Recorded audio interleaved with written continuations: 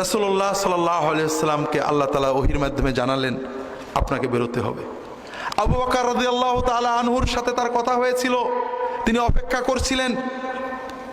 রাতের গভীরে 27শে রজব, কয় তারিখ? কোন বছরে? নবুয়াতের 14তম বছর, যেটা হলো প্রথম হিজরি, সফর মাসের 27 তারিখে রাতের গভীরে মুহাম্মদ রাসূলুল্লাহ সাল্লাল্লাহু আলাইহি ওয়াসাল্লাম মদিনা, মক্কা থেকে কোন দিকে? উত্তরে। তিনি উত্তরে গেলেন না, কারণ মক্কার লোকেরা জানে যে গেলে ওই দিকেই যাবে। খুব ভালো করে বুঝুন, মুহাম্মদ রাসূলুল্লাহ সাল্লাল্লাহু আলাইহি ওয়াসাল্লামের আমরা নবুয়তের কারণে আমরা অবশ্যই মহব্বত করি, কিন্তু সেকুলার বিচার যারা করেছেন ইউরোপ আমেরিকার, সেকুলার মানে কি? এটা হলো লেখাপড়া না জানাদের অনুবাদ। সেকুলারিজম মানে ধর্মনিরপেক্ষ, এটা কোনো ডিকশনারিতে পাওয়া যায় না। এটা কোথা থেকে ঢুকলো? সেকুলার মানে হলো ধর্মমুক্ত, ধর্মবিহীন, জগৎমুখী, দুনিয়াদারি, যে কর্ম কাজের সাথে ধর্ম ঢুকে না, এটার নাম হলো সেকুলার। ডিকশনারি ভালো করে পড়েন। সেকুলার মানে ধর্মমুক্ত, ধর্ম থেকে বিচ্ছিন্ন, ওয়ার্ল্ডলি, জগৎমুখী।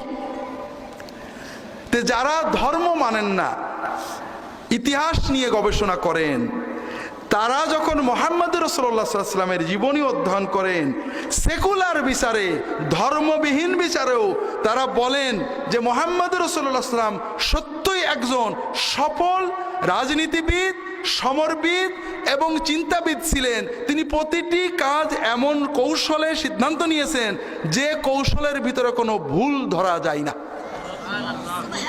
তিনি আল্লাহর রহমতে গিয়েছেন, এটা তারা স্বীকার করে না। তারা স্বীকার করতে বাধ্য হয় যে তার এই পরিকল্পনাটাই ছিল নিখুঁত। মুহাম্মদ রাসূলুল্লাহ সাল্লাল্লাহু আলাইহি ওয়াসাল্লাম খুব ভালো করে বোঝেন। আমরা তো মনে করি আল্লাহর উপরে তাওয়াক্কুল করব, আমি চলে যাচ্ছি, ছেলে ফেলে আল্লাহ দেখবে, আমি চাকরি বাকরি করছি না, আল্লাহ ভরসা। এরকম তাওয়াক্কুল আছে নাকি আমাদের দেশে? আছে। আর এই তাওয়াক্কুলের জন্য দায়ী হুজুরেরা আমরা। কারণ আমরা যত ওয়াজ করি সব পীর বুজুর্গদের গল্প, ঠিক না? অমক হুজুর 40 বছর জঙ্গলে তাহাজ্জুদ পড়েছে, সারা রাত দাঁড়াই থেকেছে, ঈশান নামাজের অজুতে ফজরের নামাজ পড়েছে, সারাদিন রোজা রেখেছে, আর সন্ধ্যের সময় জান্নাতে রুটি পেয়েছে। আর মুসলমানরা কি খুশি, সুবহানাল্লাহ। ভাই, এটার নাম ইসলাম নাকি? শুধু হেসেন না ভাই। ইসলামের যে ক্ষতিটা হয়েছে, ইসলামের যে অবক্ষয় অধপতন, তার প্রথম টার্নিং পয়েন্ট ছিল যে কোরআন এবং সুন্নাহ বাদ দিয়ে মুহাম্মদ রাসূলুল্লাহ সাল্লাল্লাহু আলাইহি ওয়াসাল্লাম যেটা দিয়ে মুসলমান বানালেন, ইয়াতলু আলাইহিম আয়াতিনা ওয়া ইউআল্লিমুহুমুল কিতাব ওয়াল হিকমা, কোরআনের আয়াত পড়ে দাওয়াত দেওয়া। মুসআব ইবনে উমাইর যেটা দিয়ে দাওয়াত দিয়েছেন, মুহাম্মদ রাসূলুল্লাহ সাল্লাল্লাহু আলাইহি ওয়াসাল্লাম যেটা দিয়ে দাওয়াত দিয়েছেন, হে আরবের বর্বর মানুষদের হৃদয় জয় করেছেন। হিকমা, সুন্নত আলোচনা না করে, কোরআন শিক্ষা না দিয়ে আমরা গল্প দিয়ে মুসলমানদের নসিহত করতে চাই।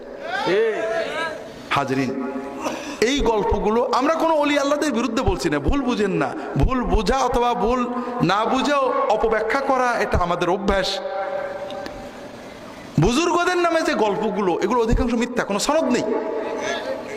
আর আল্লাহ কোরআনে মুহাম্মদ সাল্লাল্লাহু আলাইহি ওয়াসাল্লাম এবং সাহাবীদেরকে মডেল বানিয়েছেন, পরের বুজুর্গদের মডেল বানাননি। তারা আমাদের মহব্বতের পাত্র, অনুসরণের পাত্র না।